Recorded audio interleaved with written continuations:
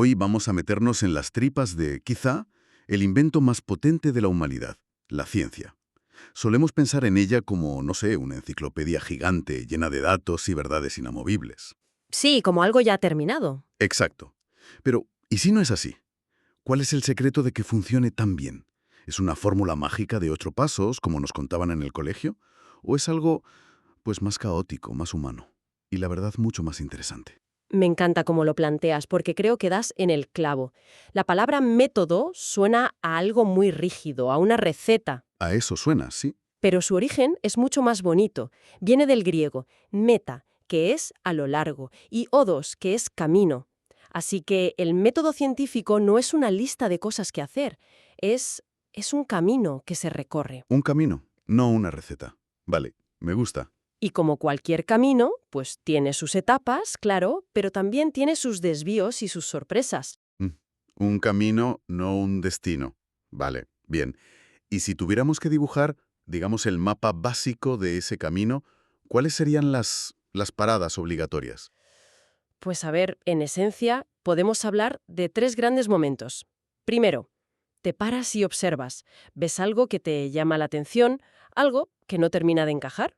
Esa sería la fase de observación, ¿El punto de partida? justo.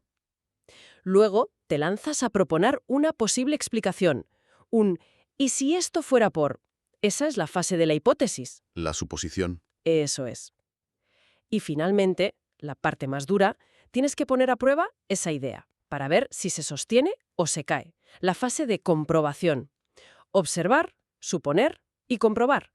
Todo el edificio de la ciencia, en realidad, se levanta sobre esos tres pilares. Suena casi a sentido común, ¿no? Pero, claro, supongo que el truco está en el cómo haces cada una de esas cosas.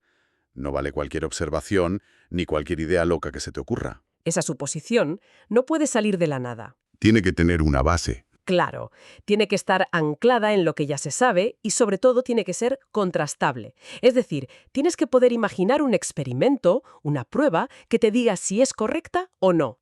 Una idea que no se puede poner a prueba, por muy brillante que parezca, no es una idea científica.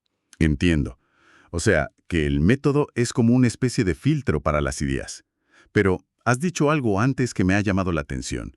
Has dicho que el método es falible. ¿Eso significa que puede fallar? Y la otra idea clave es que no es autosuficiente. No funciona en el vacío. Necesitas saber cosas antes para hacer buenas preguntas. Por eso podemos decir algo que suena muy rotundo, pero que es cierto, donde no hay método, no hay ciencia. Vale, me queda claro. No es una receta, es más una forma de trabajar que es fáctica, basada en pruebas, que analiza los problemas por partes y que es reproducible. Esto último es fundamental, ¿no? Es la prueba de fuego.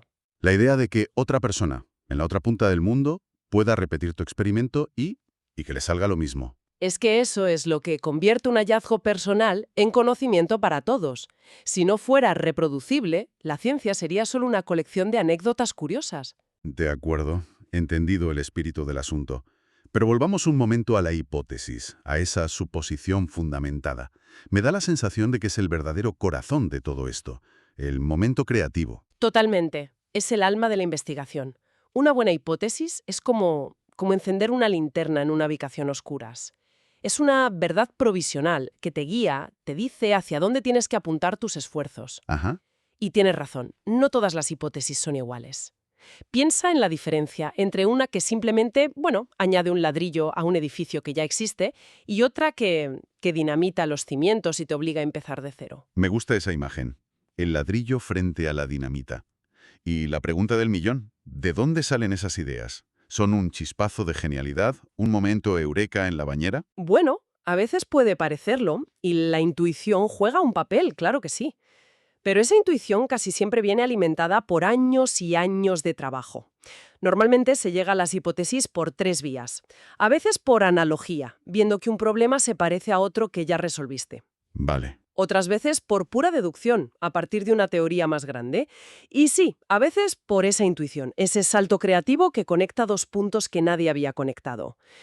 Pero, y esto es vital, da igual lo genial que parezca la idea. Después tiene que pasar por el taller. El taller. ¿Te refieres a la experimentación? Exacto. La experimentación es el momento de la verdad.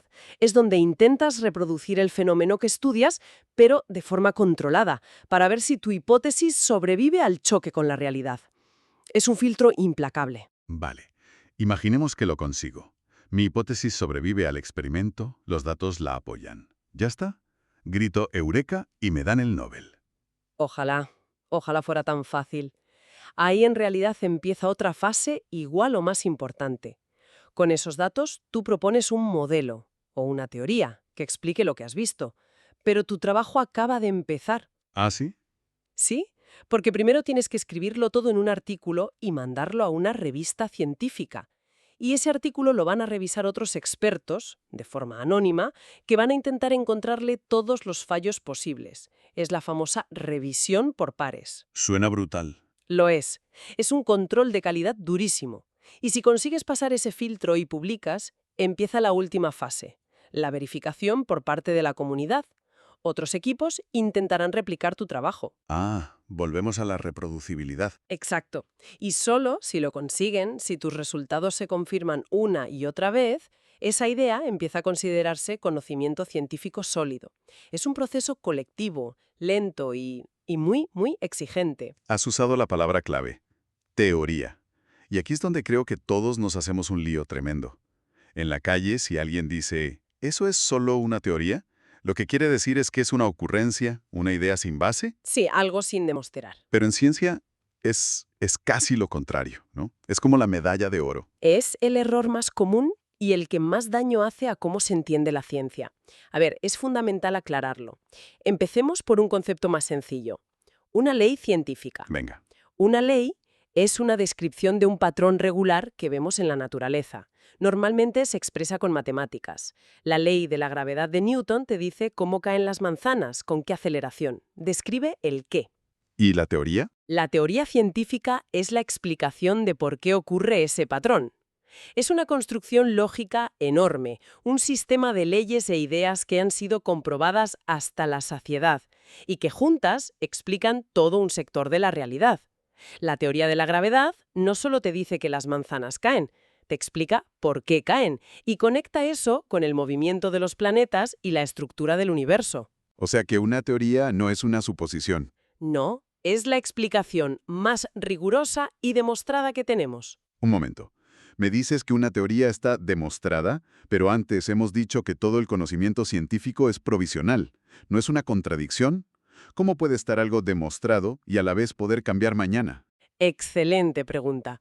Es la clave de todo. Demostrada no significa verdad absoluta para siempre. Significa que ha superado todas las pruebas a las que la hemos sometido hasta hoy, dentro de un marco concreto. A ver, La mejor analogía es la de los mapas. La teoría de la gravedad de Newton es un mapa increíblemente preciso de nuestro sistema solar. Con ese mapa enviamos sondas a Plutón con una precisión milimétrica. ¿Diríamos que ese mapa es falso? no, claro que no, funciona perfectamente. Claro, es un mapa excelente para ese territorio. Pero si intentas usar ese mismo mapa para navegar cerca de un agujero negro, no funciona, se queda corto. Ahí necesitas un mapa mejor, más completo, la teoría de la relatividad de Einstein. Entiendo. El mapa de Einstein no hace que el de Newton sea falso, simplemente lo engloba, explica un territorio mucho más amplio. Por eso decimos que las teorías no son falsas, son incompletas. Son válidas y están demostradas dentro de sus límites, y siempre puede aparecer un territorio nuevo que nos obligue a dibujar un mapa aún mejor. Entendido. Newton no estaba equivocado, solo que su mapa tenía fronteras. Vale, tenemos el proceso, las ideas. Pero ¿qué tipo de razonamiento hay detrás? ¿Cómo piensan los científicos para ir construyendo estos mapas? Pues usan principalmente dos modos de pensamiento, que se van complementando. Por un lado está el método inductivo, ¿Qué es ir de? lo particular a lo general. Ves un cuervo y es negro, ves otro y es negro. Después de ver 1000 cuerpos negros, induces la conclusión general. Todos los cuervos son negros. Es un motor potentísimo para generar ideas nuevas a partir de la experiencia. Pero con un problema, entiendo. que es una cuestión de probabilidad. Puede que el cuervo número 1001 sea blanco y te destroce la generalización. Exacto. Sus conclusiones nunca son 100% seguras. Por eso se complementa con el método deductivo, que va justo en la dirección contraria, de lo general a lo particular. Ajá. Si partes de la premisa general, todos los humanos son mortales, y de la premisa particular, Sócrates es un humano, tu conclusión es irrefutable. Sócrates es mortal. La deducción es lógicamente perfecta, pero no genera conocimiento nuevo sobre el mundo. Solo organiza el que ya tienes. ¿Y la genialidad de la ciencia moderna fue juntarlos? Bingo. La gran revolución científica, la que asociamos a gente como Galileo, fue la creación del método hipotético deductivo. Es como un baile entre los dos. A ver, Empiezas con la inducción, observas el mundo y formulas una hipótesis atrevida, pero luego cambias de pareja y usas la deducción. Dices, vale, si mi hipótesis es cierta, debería pasar esto y esto otro. Y esas son las predicciones que luego sales a comprobar con experimentos. Es un bucle. La observación alimenta la lógica, y la lógica te pide más y mejores observaciones. Y en esa comprobación es donde aparece otra sutileza lógica que es fascinante. La diferencia entre confirmar una idea y destruirla. Sí, la famosa asimetría entre verificación y falsación. Se ve muy bien con un ejemplo. Digamos que mi hipótesis es, si llueve, la calle se moja. ¿De acuerdo? Salgo a la calle y la veo mojada. ¿Puedo concluir que ha llovido? Pues no necesariamente. Podrían haber regado los del ayuntamiento o se ha roto una tubería. Hay otras opciones. Exacto. Que la consecuencia se cumpla, la calle mojada, no confirma al 100% la causa, la lluvia. La verificación es débil. Pero ahora al revés. La hipótesis es la misma. Si llueve, la calle se moja. Salgo fuera y veo la calle completamente seca. ¿Qué puedo concluir? Con total y absoluta certeza que no ha llovido. Ahí está. La refutación, la falsación, es lógicamente demoledora. Un solo dato en contra puede derribar una hipótesis por completo. Es como si tu teoría fuera que todas mis llaves están en este cajón. No ganas mucho encontrando una llave tras otra. Pero en el momento en que buscas una y no está, tu teoría se ha derrumbado. ¡Qué potente! Esto nos lleva a una pregunta casi sobre el alma del científico. ¿Cuál es su verdadero trabajo? ¿Defender sus ideas con uñas y dientes? ¿O ser su crítico más feroz? ¿Intentar destruirlas activamente? Has planteado la pregunta que originó uno de los debates más importantes del siglo XX en filosofía de la ciencia. Por un lado tenías a Karl Popper, que defendía que el científico ideal es un falsador. Un destructor. Sí, alguien que diseña experimentos no para confirmar sus teorías, sino para intentar tirarlas abajo. Para Popper, una teoría es más fuerte cuantas más pruebas de demolición ha aguantado. Es la visión del científico como un detective implacable que intenta probar que su propia teoría del caso está equivocada para fortalecerla. Justo, pero enfrente de él estaba Thomas Kuhn. Él era historiador y se fijó en cómo trabajaban los científicos de verdad, en la práctica, y dijo, un momento, esto no es lo que hacen. ¿Y qué hacen según Kuhn? Pues Kuhn sostenía que la mayor parte del tiempo lo que él llamaba la ciencia normal funciona dentro de un paradigma que todo el mundo acepta. Y los científicos son como constructores que intentan que las nuevas piezas encajen, que intentan confirmar y pulir la teoría que ya domina. O sea, el científico como un constructor diligente, no como un demoledor. Eso es. Según Kuhn, solo cuando se acumulan demasiadas anomalías, demasiadas piezas que no encajan de ninguna manera, el edificio se vuelve insostenible, y solo entonces se produce una revolución científica y se busca un paradigma nuevo. Es un debate apasionante, la verdad. Vaya recorrido. Empezamos pensando en la ciencia como un libro de recetas y hemos terminado hablando de la tensión entre construir y destruir, entre la revolución y el trabajo del día a día. Hemos visto que no es un método sino una mentalidad, que la hipótesis es un motor creativo, que una teoría es un edificio robusto, no una suposición, y que todo, absolutamente todo, es provisional. Y esa es la idea final con la que me gustaría que nos quedáramos. Si todo el conocimiento científico es, por naturaleza, provisional y está siempre bajo examen, ¿qué nos dice eso sobre cómo consumimos ciencia en el día a día? Quizá la próxima vez que leamos un titular sobre un descubrimiento revolucionario, la pregunta importante no sea qué han encontrado, Sino, sino cómo lo han buscado, qué método han seguido, cuáles son las limitaciones de su mapa. Entender el camino a veces es tan o más importante que simplemente admirar el destino.